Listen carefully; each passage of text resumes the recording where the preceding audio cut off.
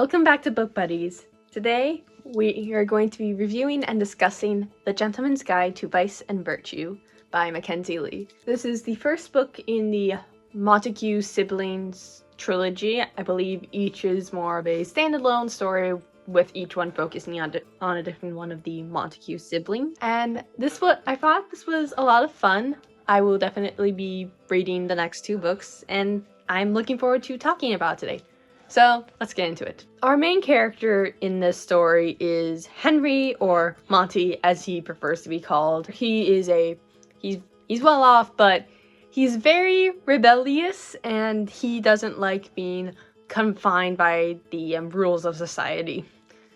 And then his parents send him off on this last tour, hoping he will become a little bit more mature, sort of a last hurrah for him. But Monty, along with Percy, who is his best friend and love interest, and then his sister Felicity, who also gets in on the action, he basically has no plans to mature, and he decides, I'm just gonna have a lot of fun and rebel. And of course, chaos ensues.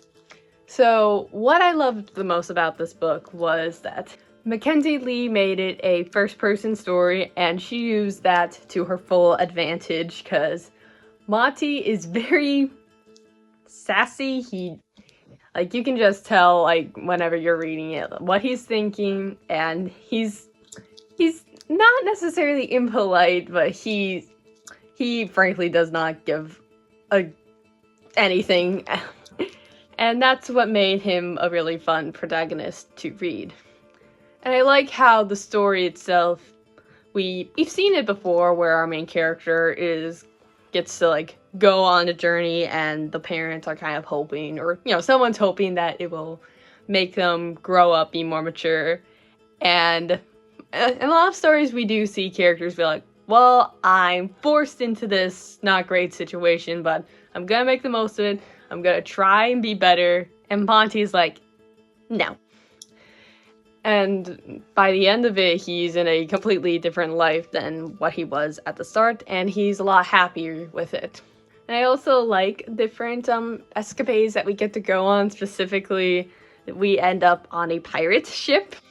And if you know me, you know that I love pirates. So getting to see our characters doing it with a bunch of pirates was a lot of fun. Unfortunately, I did have a couple things that I didn't love about this book. So first of all, I think there were moments when it was a little too much for me, a little too crazy, and maybe a little hard to follow. I felt as though sometimes the pacing could also be a little bit wacky. There were moments when I felt like it dragged on a little bit, and then other moments like, oh, we're here now?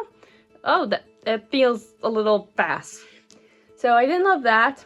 And then similarly, I felt as though a lot of the side characters weren't super memorable, but they kind of melded together, and I wasn't able to connect with them as much as I wanted to.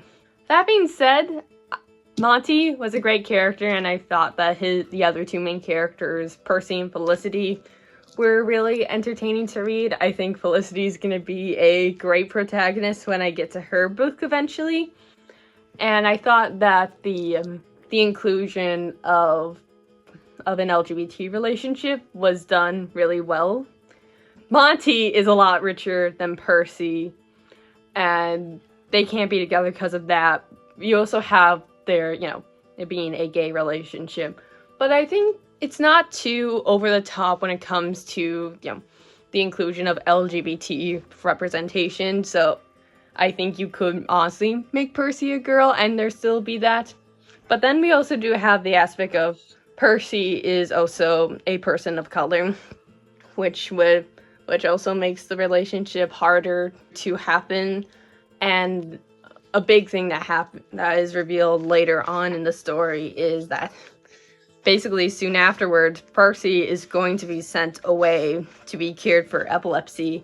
And because this is the 1800s, it's not going to be good even if you were white. So I like how we get the stakes with this couple, but it ultimately does get a happy ending, because I think sadly we don't get a whole lot of LGBT representation in media, specifically in like period media, where it has a happy ending. And naturally that wasn't very realistic for the time. People did have to hide and be closeted in order to be protected from society. So getting something that was more lighthearted in that regard, I thought was done really, really well. Overall, I didn't absolutely love this book, but I had a really fun time with it. The narrative voice was great. I loved the relationship between our main characters, and I'm looking forward to getting around to the sequels later this year. So, if you enjoyed this, please share it with your friends. I'm Louisa Hammond, and I'll see you next time.